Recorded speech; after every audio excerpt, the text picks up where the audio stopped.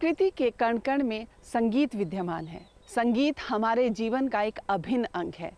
शहरों के शोरगुल से दूर, आपाधापी से दूर, पहाड़ों की वादियों में बसा एक छोटा सा गांव पाडली, जहां पर संगीत सावन की बूंदों की तरह टप टप करके बरसता है। छम छम बाजे नी त्यार पाजे बा, छम छम बाजे नी त्यार पाजे बा हे। छम छम बाजे नी म्यारे पाजे बा, छम छम बाजे नी म्यारे पाजे बा।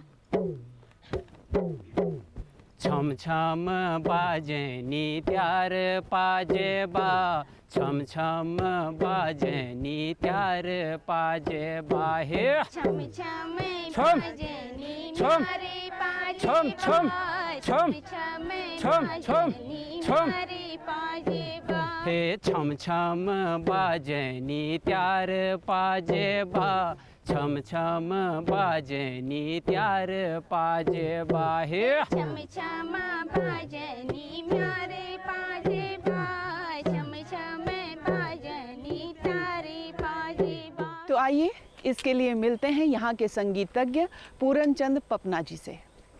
सर नमस्कार नमस्कार, कैसे हैं सर आप? ठीक है मैम। बहुत बढ़िया।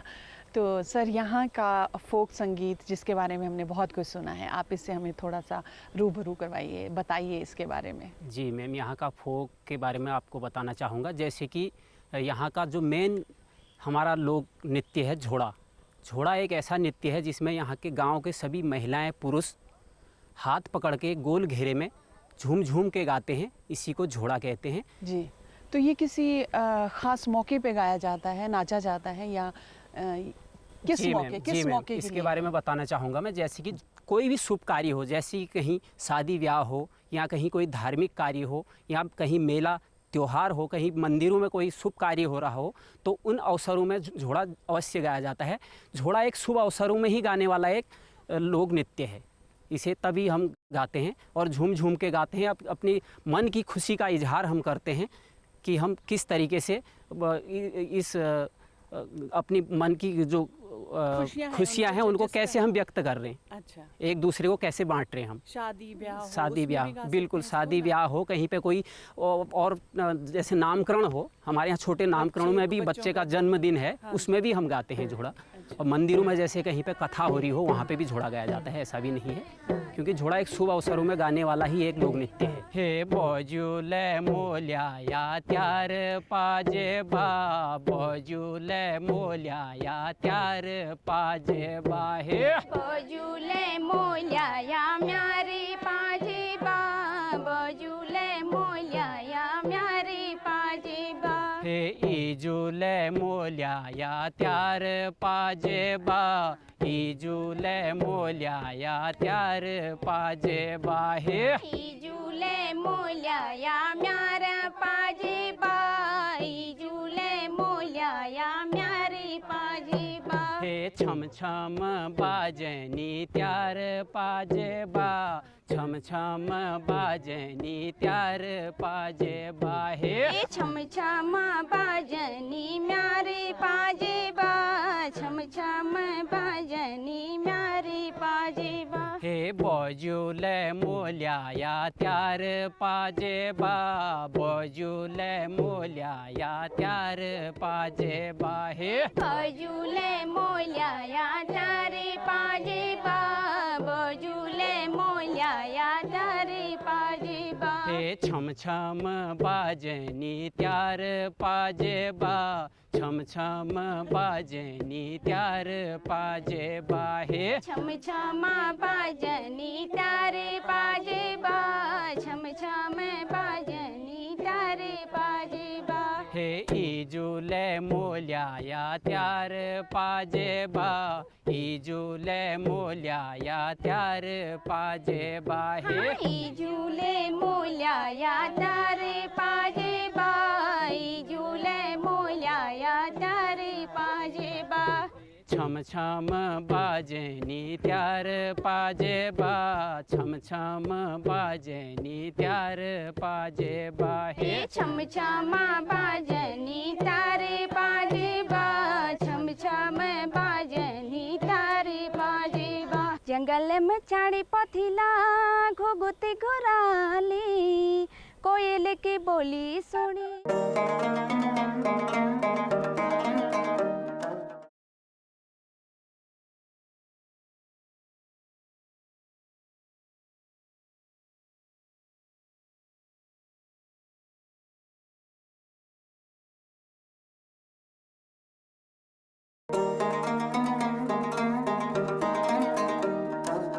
और इसके सिवाय और क्या होता है? और जैसे कि न्योली है, न्योली। न्योली गाई जाती है, विरह में गाई जाती है। जैसे कि पति परदेश में है और महिला घर में है, तो उसके वियोग में या विरह में न्योली गाई जाती है।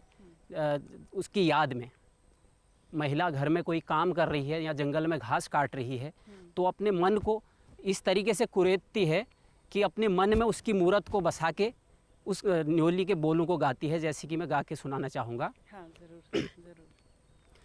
हे काटन्या काटन्या हे पौली ऊँछा सुवा हे चौमासिया बाना हे बगन्या पानी हे थामी जाछ सुवा हे नी थामी न माना। वो इस तरीके से गा रही कि जैसे बहता हुआ पानी को तो हम रोक सकते हैं, लेकिन मन को हम नहीं रोक सकते हैं। इस तरीके का उसका भाव है।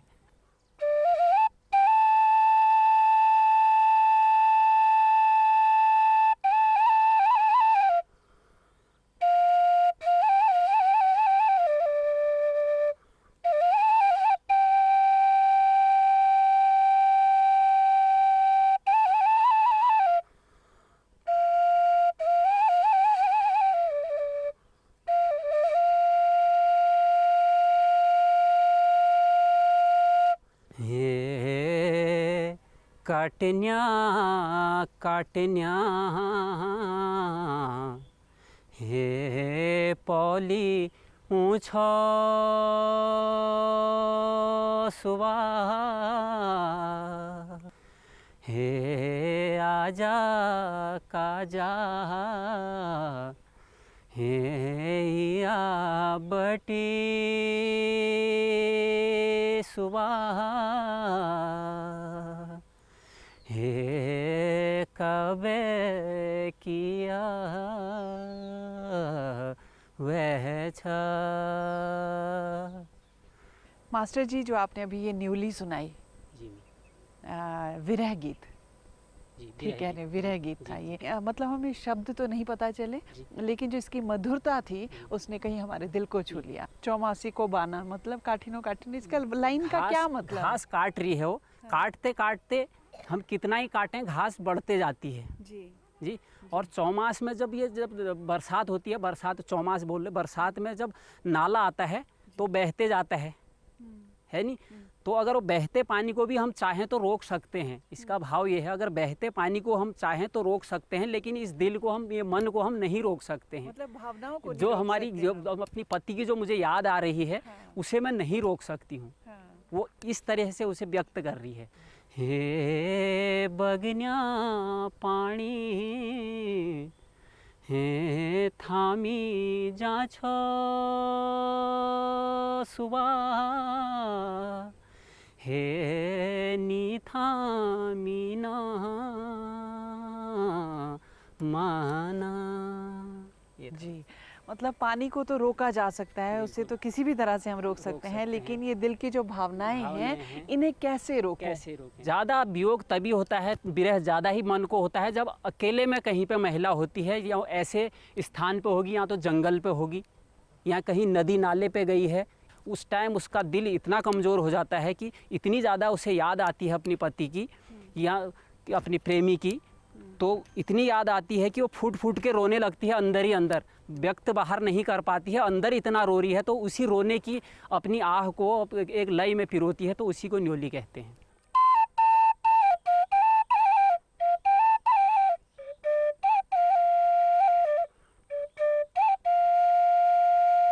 निजाओ स्वामी मैं छोड़ी भाबरा, निजाओ स्वामी मैं छोड़ी भाबरा, मैं कैसे करूँ लो स्वामी ये कली पहाड़ा, मैं कैसे करूँ लो स्वामी ये कली पहाड़ा, आहा हा हा ओहो हो।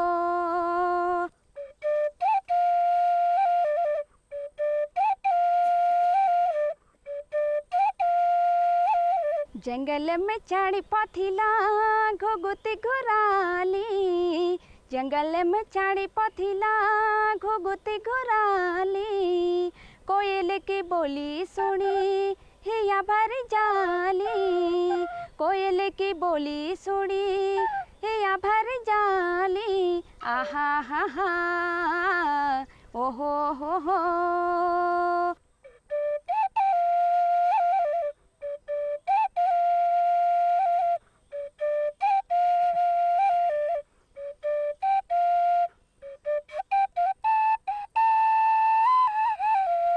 सुरी सुरी हवा चले बाजे की बजानी, सुरी सुरी हवा चले बाजे की बजानी, छड़ी छड़ी आंसू वाला झुरेली परानी, छड़ी छड़ी आंसू वाला झुरेली परानी, आहा हा हा ओहो हो।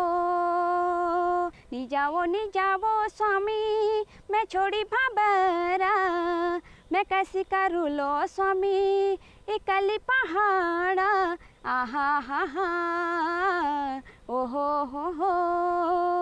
उसकी लाइनें बहुत खूबसूरत थी। हाँ, समझ में निजाओ आई। निजाओ स्वामी मैं छोड़ी परदेस है, यानी कि स्वामी जी जो है उनके पति जी हैं परदेश को जा रहे हैं अपनी नौकरी के लिए, तो वो कह रही है कि मत जाओ मत जाओ, मुझे छोड़ के मत जाओ आप, अच्छा। या तो मुझे भी साथ में ले जाओ, जी। वरना मुझे अकेले घर में मत छोड़ो। मैं कैसे रहूँगी घर में अकेले, कैसे ये काम काज करूँगी, ये उसका भाव था। ये हुड़का बोलते हैं, कुमाऊँ का जो प्रसिद्ध वाद्य यंत्र है हमारा, तो ये हुड़का है।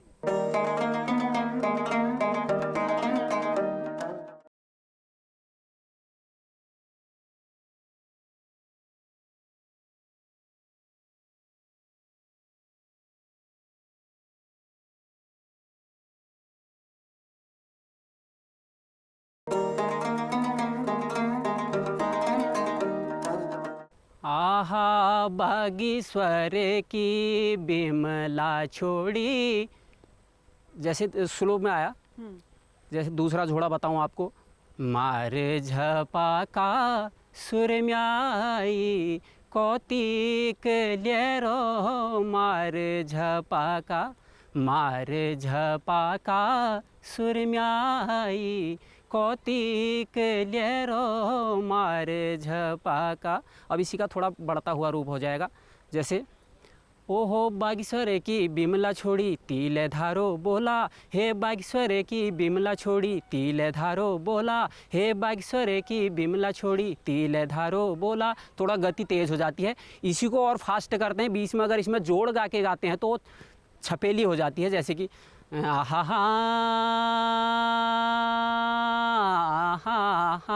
हा। अब रहटे की ताना घट खुलो बाना, दुनिया द्विरंग है छो बखता वे माना, यो दुनिया द्विरंग है छो बखता वे माना, कहूँ कुनु मन कैसी कह के अभिमाना, हे तिलखा तेरी लंबी लटीटा सारा काफुना, हे तिलखा तेरी लंबी लटीटा सारा काफुना। ये छपेली होगी मैम। छपेली, छपेली, न्योली, छपेली, चाचेड़ी और झोड़ा। बहुत बढ़िया, ये सब है यहाँ का संगीत, फोक संगीत के नाम से। मास्टर जी, आपने ये एक वाद्य उठा रखा है और एक आपने अंदर डाली बांसुरी, उसका तो मुझे पता है। इस वाद्य, ये डमरू है, क्या है ये? ये हुड़का बोलते हैं। कुमाऊँ का जो प्रसिद्ध वाद्य यंत्र है हमारा, जी। तो एक हुड़का है। हुड़का। हुड़का अच्छा। हुड़का एक ऐसा यंत्र है, वाद्य यंत्र। कोई भी शुभ कार्य होता है, झोड़ा, छपेली, लोकगीत, उसमें तो बजता ही है। साथ ही हमारे घरों में देव कार्य जब होता है, देव आराधना हम करते हैं यानी कि जागर, तो उसमें भी इसका विशेष स्थान है अपनी जगह। हम देवताओं की गाथा भी इसी पे के आधार पे गाते हैं, इसे बजाते हुए गाते हैं। जैसे कि इसके बोल मैं आपको थोड़ा सा बजा के बता दूं।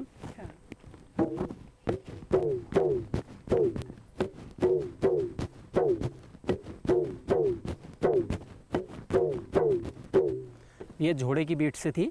अब अगर हम इसे लोकगीत में बजाते हैं तो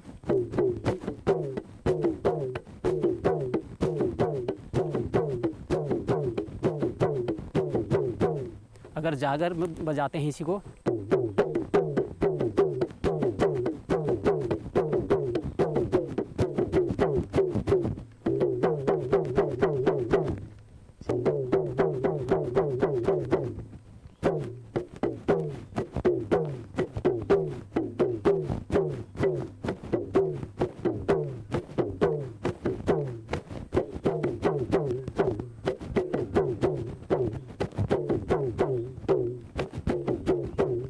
ये जागर की बीट से थी।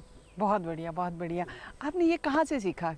आपके पास या गांव में सभी लोग बजाते हैं इसको या कुछ एक लोग हैं? इसका भी एक राज था। मैं जब स्कूल पढ़ता था तो मुझे आगे 4 लोगों के सामने खड़े होने में शर्मिंदा होती थी बहुत ज़्यादा। मैं आगे नहीं जाता था। वो इसलिए था कि मुझे मेरे अंदर एक झिझक थी। झिझक इतनी थी कि मैं 4 आदमी के सामने खड़ा होने की अपनी एक हैसियत जैसी नहीं रखता था या अपनी हिम्मत नहीं जुटा पाता था। उस पीरियड में मैं रेडियो काफ़ी सुनता था। आकाशवाणी अल्मोड़ा से फरमाइशी गीतों का प्रोग्राम चला करता था, तो मैं उसमें फरमाइश भेजा करता था। तो ये गाना मुझे सुनना है, तो उसमें मैं लिख के भेजता था कि मैं चाहता था कि कभी मैं भी इस तरीके से गाऊं। तो मैंने जब वहाँ भेजते गया पत्र में मैं भी भेजता था पोस्ट कार्ड के द्वारा। तो वहाँ पे उप्रेती जी थे, एसटी उप्रेती जी। उनने बोला बेटा ऐसा है, यहाँ पे स्वर परीक्षाएं होती हैं, उसके लिए आपको स्वर परीक्षा के लिए फॉर्म भरना होता है, लेकिन जब होगी तब हम आपको मौका देंगे। तो इसलिए मैं जाते रहा लेकिन नंबर नहीं आ पाया। तो धीरे धीरे मैंने सोचा कि मैं ऐसे गाऊं। तो फिर 15 अगस्त है कहीं स्कूलों में, तो वहाँ मैंने गाने का प्रयास किया। गाँव में रामलीला हुआ करती थी, रामलीला में मैंने प्रतिभाग किया। मैंने पहले महिला का रोल अदा किया था। धीरे धीरे मेरा अंदर ही जो व्यक्तित्व था बढ़ने लगा, उत्साह बढ़ने लगा और कदम मेरे ज़्यादा आगे बढ़ने लगे कि मैं गाने का प्रयास, मैं गाने भी लगा धीरे धीरे। आज के दिन में मैं खुद गाने बनाता हूँ। कुमाऊँ वाणी से ही मेरे कम से कम अभी 50-60 गाने वहाँ पर रिकॉर्डिंग हो चुके हैं, जो रेडियो में प्रसारण चलते जा रहा। तो तभी से आज मैं इस स्थिति में हूँ कि आज आप लोगों के सामने भी इस स्थिति में हूँ कि मैं 2 शब्द बोल पा रहा हूँ और गा पा रहा हूँ। तो और इसके बारे में बांसुरी जो आपने अंदर रखी, आप बहुत खूबसूरत बजाते हैं, बहुत मिठास के साथ बजाते हैं। तो इसके बारे में क्या है, ये कहाँ से सीखी? ये भी ऐसे देख देख के मैं उस टाइम फिर क्या करता था, ग्वाला भी जाया करता था बचपन में। जब ग्वाला जाता था तो मैं बांसुरी ले जाता था। मेरे घर पे पिताजी बजाते थे बांसुरी। अच्छा। हाँ, वो अलगोजा बोलते हैं, 2 बांसुरी चिपकी हुई होती थी। अच्छा। अलगोजा, वो बांसुरियाँ घर में रखी रहती थी, लेकिन हम सीखने की कोशिश करते हो, बज नहीं पाती थी। धीरे धीरे फिर हमने पाइप काट के बनाने की कोशिश की, वैसी खुद बनाने की कोशिश की, पाइप काट के छेद करके। तो बजाना धीरे धीरे सीखने लगे। धीरे धीरे ऑटोमेटिक, मुझे कोई किसी गुरु का ज्ञान नहीं है बांसुरी में, मैं खुद वैसे सीखा हूँ।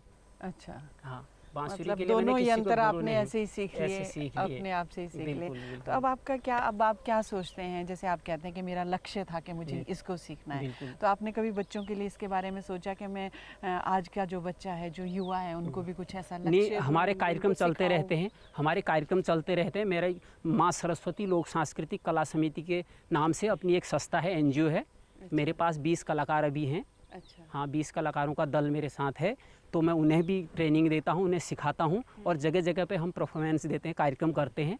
अपनी संस्कृति को बचाने के लिए हमने ये प्रयास किया है, ताकि हमारी जो पुरानी विरासतें हैं, झोड़ा, छपेली, चाचड़ी, न्योली, ये बरकरार रहें और हमारे जो वाद्य यंत्र हैं ये भी लोग, आने वाली पीढ़ी समझे कि ये क्या है, ये जीवित रहें, ये हमारा लक्ष्य है। और वो माँ सरस्वती का आशीर्वाद रहेगा तो आगे को पता नहीं अभी कितना कुछ हम सीख पाएँ, कहाँ तक पहुँच पाते हैं। माँ सरस्वती से ही प्रार्थना करते हैं कि हमें स्वर दे, ज्ञान दे। नि जाओ स्वामी मैं छोड़ी बाबरा, नी जावो स्वामी मैं छोड़ी भाबरा मैं कैसी करूँ लो स्वामी इकली पहाड़ आहा हा हा ओहो हो नी जावो स्वामी।